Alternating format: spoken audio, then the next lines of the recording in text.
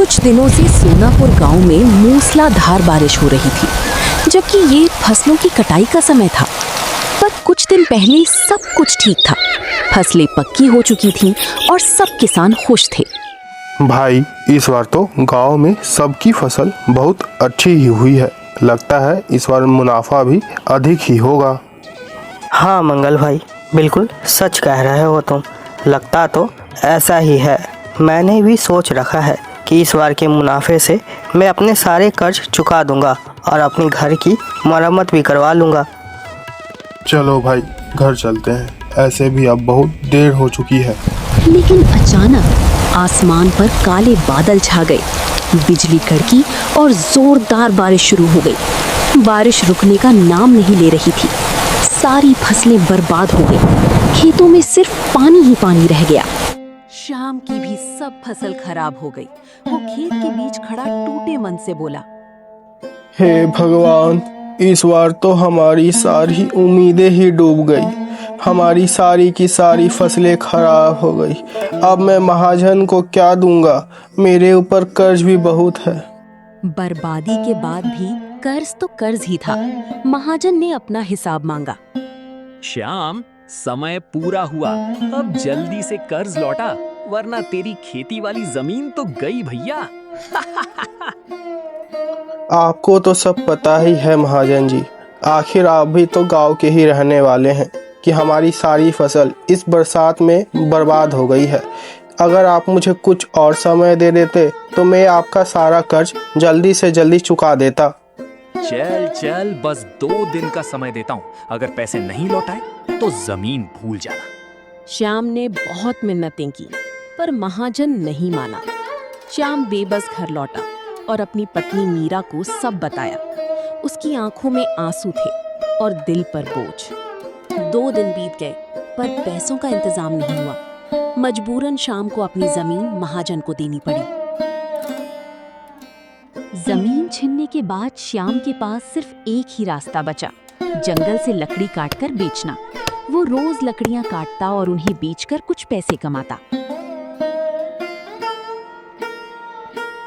एक दिन शाम हमेशा की तरह जंगल में लकड़ी काट रहा था। तभी वहां एक संत आए।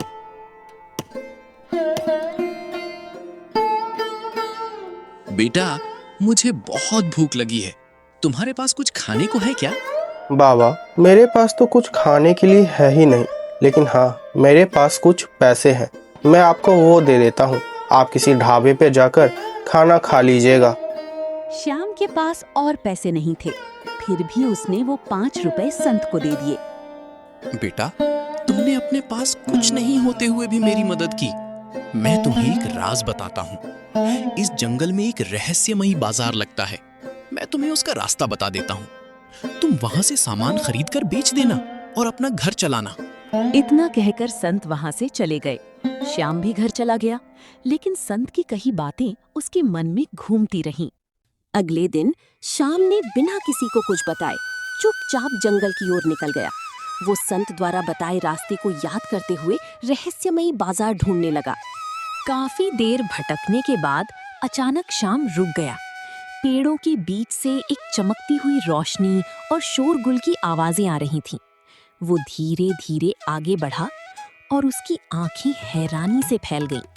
उसके सामने था रहस्यमयी बाजार। यहाँ बाजार में क्या क्या मिलता है? यहाँ वो हर चीज मिलती है जो तुम्हें चाहिए। अच्छा, तो चावल और गेहूं का दाम क्या है भाई?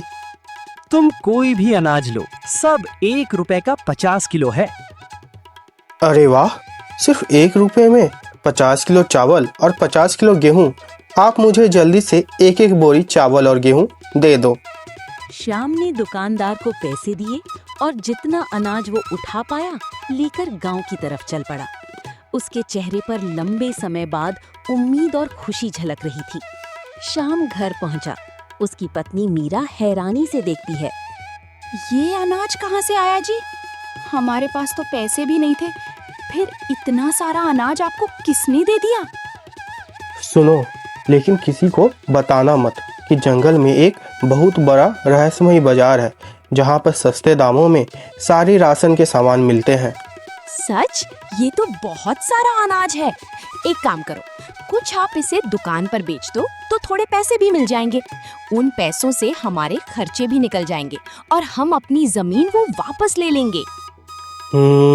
हाँ, तुम बिल्कुल सही कह रही हो। अगर धीरे धीरे अनाज बेचना चालू किया तो हमारा घर खर्च भी चल जाएगा और साथ ही साथ धीरे धीरे सारा कर्ज भी उतर ही जाएगा। श्याम ने अनाज की बोरियां उठाईं और पास की किराना दुकान पर बेच दी। उसके हाथ में अच्छे पैसे आ गए। उसके चेहरे पर संतोष और उम्मीद की चमक आ गई। अगले दिन फिर से श्याम रहस्यमयी बाजार गया। इस बार वो और भी सामान लेकर आया, चावल, गेहूं, दालें और कुछ मसाले भी। धीरे धीरे ये सिलसिला चलता रहा। श्याम हर बार बाजार से बोरी भरकर सामान लाता, गांव में बेचता और अच्छा मुनाफा कमाता। कभी जो श्याम अपनी जमीन खोकर बेबस हो गया था, वही आज पूरे गांव का सहारा बन चुका था। मेहनत और नेक दिली ने उसकी किस्मत बदल दी। पर धीरे धीरे ये बात पूरे गांव में फैल गई। चारों तरफ सिर्फ श्याम की ही चर्चा हो रही थी। अरे देख रहे हो शाम को, अब तो बड़ा आदमी बन गया है। महाजन ने जमीन ले ली तो उसने अपनी मेहनत से दूसरी जमीन खरीद ली और अपना एक छोटा सा दुकान भी खोल लिया है। एक तरह से सही ही तो है। बहुत गरीबी देखी है उसने। एक समय था जब उसके पास खाने को कुछ नहीं था, लेकिन उसने हार नहीं मानी। हाँ, श्याम के तरक्की से बहुत लोग खुश थे, पर सिर्फ गांव का एक व्यक्ति मंगल को ये बात बिल्कुल पसंद नहीं आ रही थी। उसे श्याम से बहुत जलन हो रही थी। आखिर श्याम इतना बड़ा आदमी बन कैसे गया? हमारी फसल तो साथ में ही खराब हुई थी, फिर इस श्याम को कौन सा खजाना हाथ लग गया? मुझे तो लगता है कि जंगल में लकड़ी काटे समय इसे कोई खजाना मिला है। कल से मैं भी जंगल जाकर लकड़ी काटूंगा।